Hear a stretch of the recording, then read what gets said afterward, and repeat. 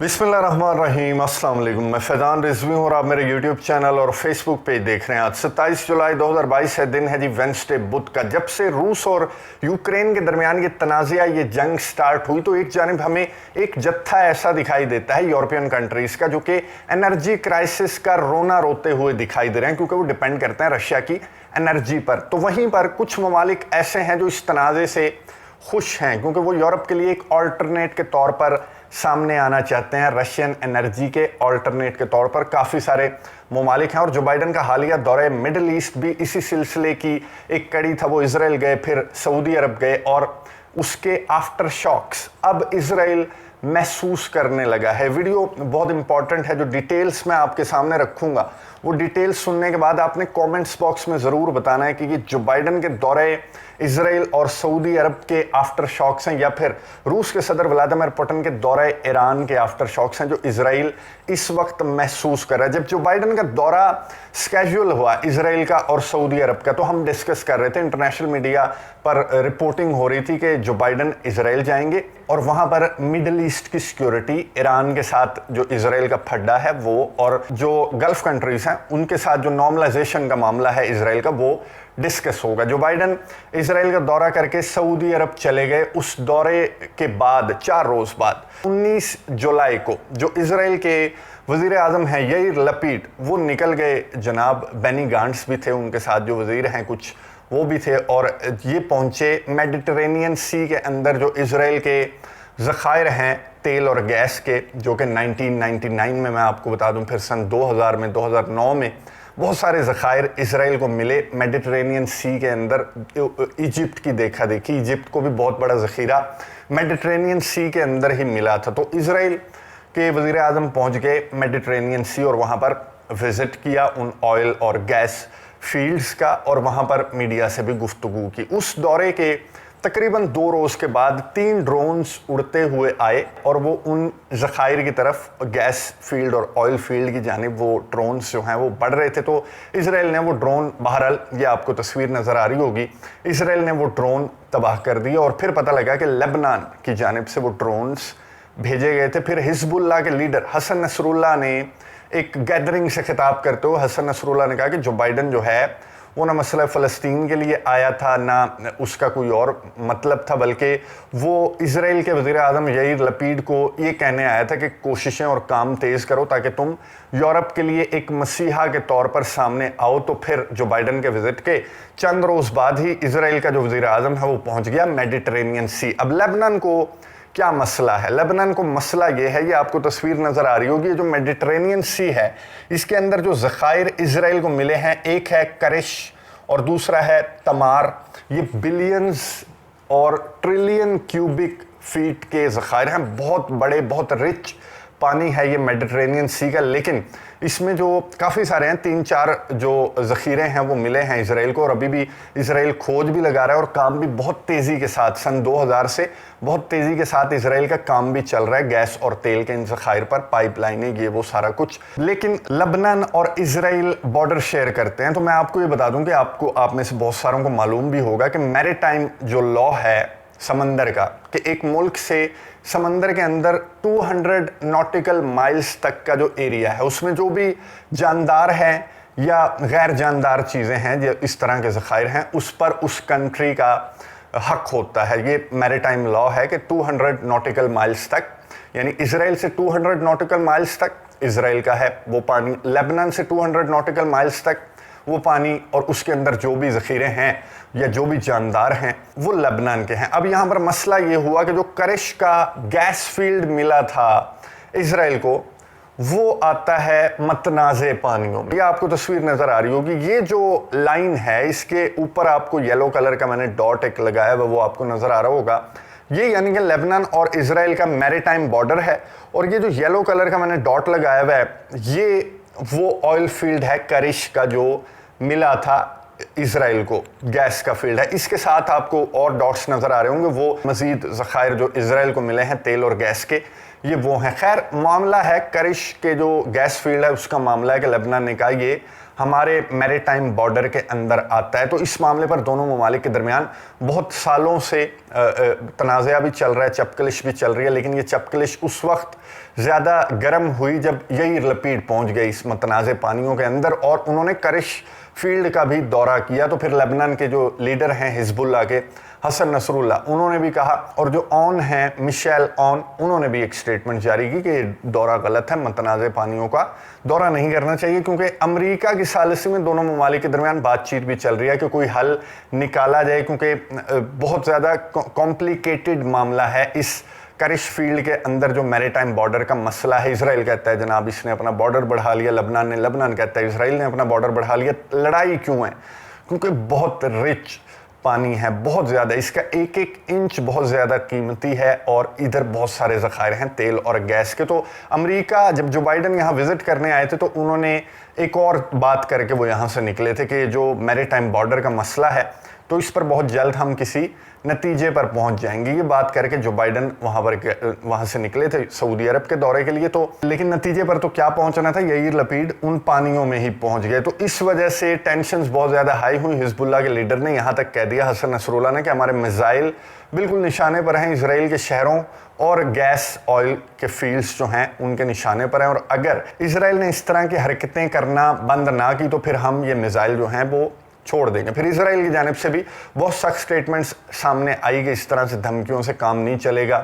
امریکہ کے صدر کہہ کے گئے ہیں تو بات چیت کے ذریعے ہم اس تنازع کو, اس مسئلے کو حل کر لیں گے. لیکن بہت زیادہ معاملات ایران کے ساتھ بھی, اب لیبنان کے ساتھ بھی بہت زیادہ معاملات اسرائیل کے خراب ہوئے, اسپیشلی جو بائیڈن کے اس دورے کے بعد. نہ صرف ایران اور لبنان کے ساتھ بلکہ رشیا کے ساتھ اسرائیل کے تعلقات بہت زیادہ خراب ہو رہے ہیں. اس کی وجہ میں آپ کو بتا دوں, گزشتہ دنوں روس کی جانب سے ایک حکم سامنے آیا. روس نے یہ کہا کہ جو اسرائیل کی مائیگریشن ایجنسی ہے, جو کہ ماسکو اور رشیا کے ڈیفرنٹ شہروں میں 10 سے زائد ان کے آفیسز ہیں, انہیں بند کرنے کے احکامات جو لا منسٹری ہے رشیا کی اس کی جانب سے جاری کر دیے گئے. تو جس کو لے کر رشیا, میں آپ کو یہ بتا دوں گا, جو اسرائیل کی ایجنسی ہے یہ کام کیا کرتی ہے. یہ یہاں سے چنتی ہے اسرائیلیوں کو, جیوز کو, اور انہیں کہتی ہے کہ آپ اسرائیل شفٹ کر جائیں. روس کے اندر سے جیوز کو اکٹھا کر کے انہیں اسرائیل منتقل کرنے پر قائل کیا جاتا ہے. اس کا مقصد آپ کو پتہ ہے کہ اسرائیل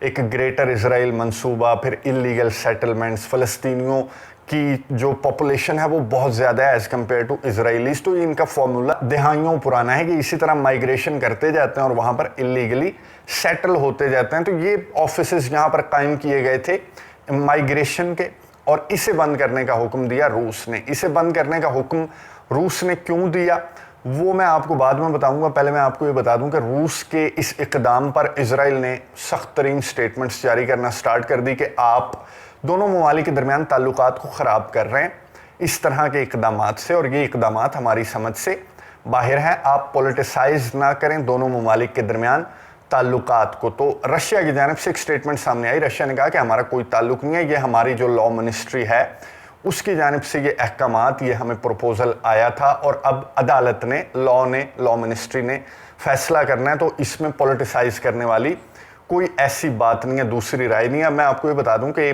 روس کا ایک طیارہ گزشتہ ہفتے ہائی جیک کرنے کی کوشش کی گئی. کچھ ریزنز میں آپ کو بتا رہا ہوں کہ روس اس طرح کے اقدامات کیوں اٹھا رہا ہے. گزشتہ ہفتے کی بات ہے کہ روس کا ایک طیارہ ہائی جیک کرنے کی کوشش کی. یوکرین کی انٹیلیجنس نے رابطہ کیا رشیا کے پائلٹ سے, رابطہ کر کے اسے ڈیٹیلز بتائی کہ تم یہاں آ جاؤ گے تو تمہاری فیملی کو بھی ہم سیٹل کر دیں گے, تمہیں بھی سیٹل کر دیں گے, یعنی کہ تم اپنے ملک کو, اپنی فوج کو دھوکہ دو. تو پائلٹ پہلے تو مذاق سمجھتا رہا, پھر پائلٹ کو جب یہ ادراک ہوا کہ یہ ایکچولی یوکرین کی انٹیلیجنس ہے جو میرے سے رابطے میں ہے, تو روس کے پائلٹ نے اپنی انٹیلیجنس کو بتا دیا کہ یوں مجھے کال آئی ہے اور وہ مجھے ایسا کرنے کا کہہ رہے ہیں. تو انٹیلیجنس نے, رشیا کے انٹیلیجنس نے کہا کہ تم ان سے رابطے میں رہو, ہم نیٹ ورک تک پہنچنا چاہتے ہیں کہ نیٹ ورک کون سا ہے جو کہ رشیا کے اندر بھی آپریٹ کر رہا ہے. تو وہ پائلٹ رابطے میں رہا یوکرین کی انٹیلیجنس سے. یوکرین کے انٹیلیجنس کے جو بندے تھے انہوں نے پائلٹ کو کچھ ٹاسکس دیے کہ تم نے لڑاکا طیارہ لے کر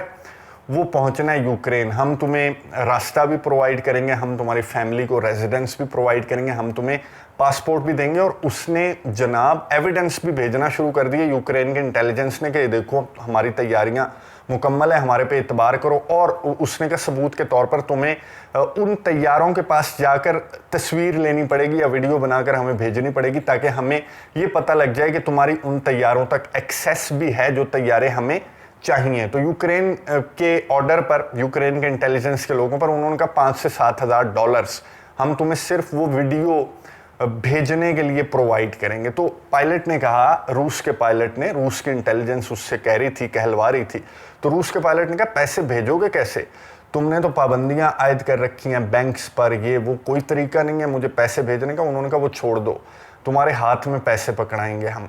तो बहुत हैरान हुए रूस की इंटेलिजेंस भी। रूस के पायलट ने कहा कि ठीक है, और उसने वीडियो बना के यूक्रेन की इंटेलिजेंस को भिजवा दी। यूक्रेन की इंटेलिजेंस ने $7,000 रूस के पायलट के हाथ में भिजवाए। कुछ लड़कियां आईं और उन्होंने रूस के पायलट को वो पैसे दिए जिनका पीछा किया रूस की इंटेलिजेंस ने। और नेटवर्क तक रूस की इंटेलिजेंस बहरहाल पहुंच गई कि यहाँ पर यूक्रेन के बंदे कौन से हैं। और रूस ने ये कहा, रूस की इंटेलिजेंस ने मुकम्मल डिटेल्स नहीं दी। रूस ने ये कहा कि अमेरिका के एलाइज हैं और सर फहरिस्त जो है वो यूके है, जिसका नेटवर्क यहाँ पर इस तरह के कामों के लिए सर फहरिस्त है, यूके का नेटवर्क। और फिर दीगर ममालिक जिनकी डिटेल्स नहीं बताई गई वो भी इस काम में इन्वॉल्व्ड थे, जो कि रशिया के पायलट्स को इस तरह से वर्गला रहे थे, रिश्वत दे रहे थे और उनके हाथों तक पैसे पहुंचाए जा रहे थे। तो ये भी रीज़न हो सकती है कि रशिया के कान खड़े हुए इस तरह की ऑर्गेनाइजेशंस को लेकर। और रशिया की जो लॉ मिनिस्ट्री है उसने ये कहा कि आप पूरा डेटा लेते हैं हमारे शहरियों का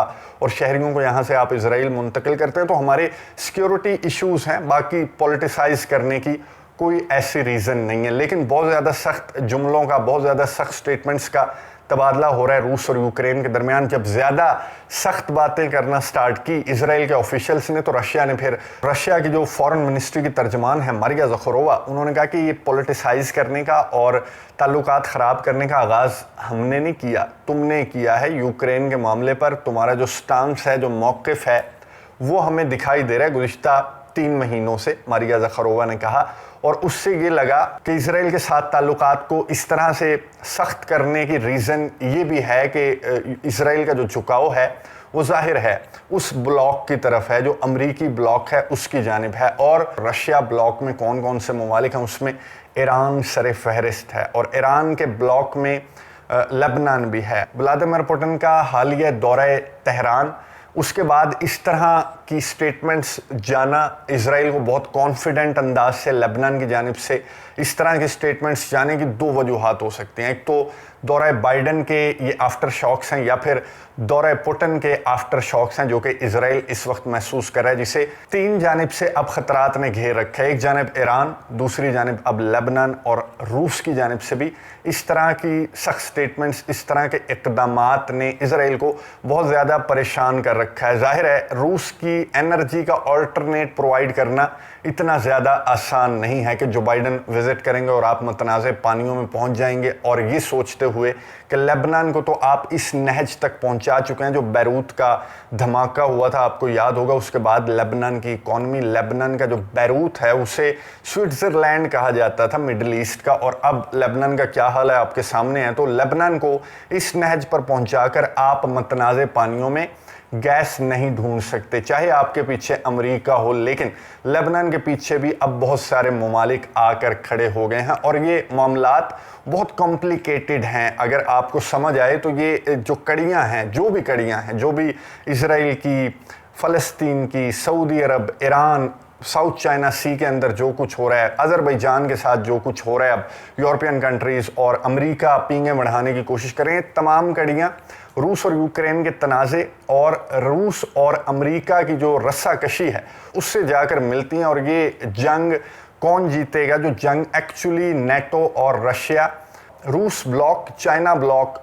अमेरिका ब्लॉक के दरमियान ये जंग कौन जीतेगा, कौन मसीहा के तौर पर यूरोप के लिए सामने आएगा एनर्जी का अल्टरनेट, अगर रशिया ने उसे आने का रास्ता दिया। नज़र रखेंगे, आपको अपडेट्स देता रहूँगा। कमेंट्स बॉक्स में अपनी राय का इजहार ज़रूर कीजिएगा। अगली वीडियो तक के लिए इजाज़त दीजिए। अल्लाह हाफ़िज़।